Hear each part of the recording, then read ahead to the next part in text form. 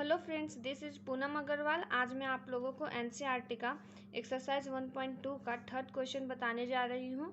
इसमें हम लोग को क्वेश्चन में लिखा है अभाज्य गुणनखंड विधि द्वारा निम्नलिखित पूर्णांकों के एचसीएफ और एलसीएम ज्ञात कीजिए। ठीक, तो ये हम लोग का क्वेश्चन है। तो हम लोग को फर्स्ट क्वेश्चन में दिया 12, 15 और 21 में हम लोग को अभाज्य गुणनखंड विधि द्वारा एचसीएफ और एलसीएम ज्ञात करना है। तो हम लोग सबसे पहले अभाज्य गुणनखंड निकालते हैं। तो 12 का अभाज्य गुणनखंड निकालते हैं तो क्या हो जाएगा, 2 6 जा 12 और 2 3 जा 6, 3 1 जा 3, ये हो जाएगा। अब 15 का निकालते हैं तो क्या हो जाएगा, 3 5 जा 15 और 5 1 जा 5। ठीक, अब 21 का निकालते हैं। तीनों का निकालना था तो हम लोग तीनों का निकालेंगे। 3 7 जा 21 और 7 1 जा 7।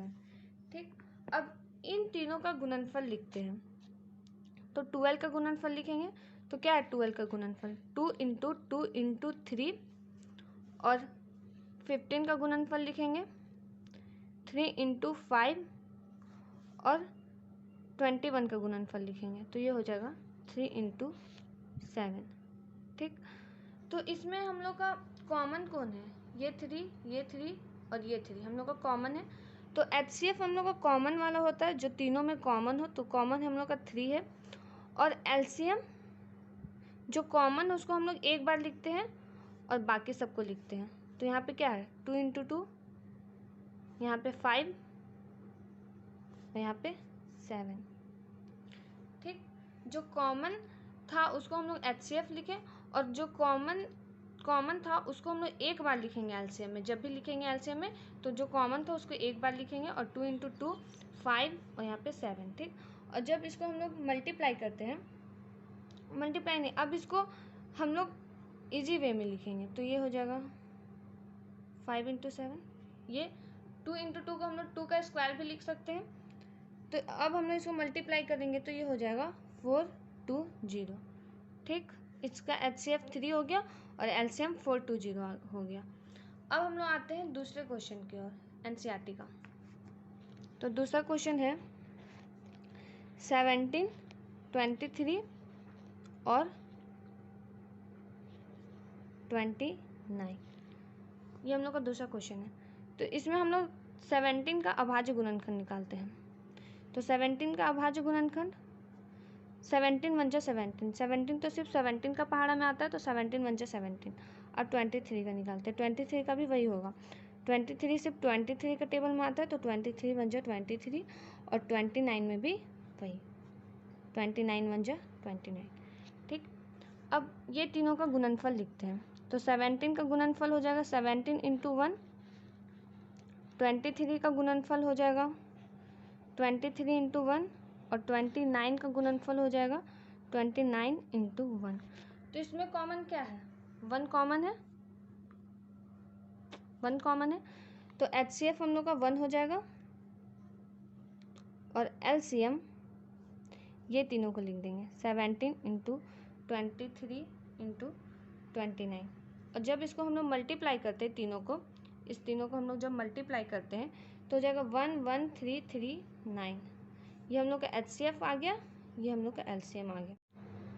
अच्छा, हम लोग यहाँ पे भी 1 लिख सकते हैं, ऐसा नहीं है कि यहाँ पे 1 नहीं लिखे तो नहीं होगा, 1 लिख सकते हैं हम लोग यहाँ पे। ये जो 1 1 1 आए इसको लिख सकते हैं, लेकिन अगर इसको भी अगर हम लोग कॉमन ले लेते 3 इंटू 1 तो यहाँ पे क्या हो जाएगा 3 इंटू 1 इक्वल टू 3 ही ना आएगा, इसीलिए यहाँ पे नहीं लेते हैं। ले सकते हैं वैसे, लेकिन आंसर तो सेम आएगा इसलिए हम नहीं लिए यहाँ पे।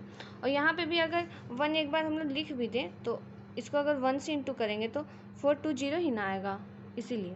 ठीक है, अब हम लोग आते हैं थर्ड क्वेश्चन की ओर। तो थर्ड क्वेश्चन 8 है। तो 8 का हम लोग अभाज्य गुणनखंड निकालेंगे। 2 4 जा 8, 2 2 जा 4 हो जाएगा। ठीक, और यहाँ पे 2 1 जा 2, ये हो जाएगा। अब हम लोग 9 का निकालते हैं। ये तो 2 से नहीं जाएगा, ये 3 से जाएगा। तो 3 3 जा 9, 3 1 जा 3। ठीक, अब 25 का निकालते हैं तो ये हो जाएगा 5 5 जा 25 और 5 1 जा 5। अब हम लोग ये तीनों का गुणनफल लिखते हैं।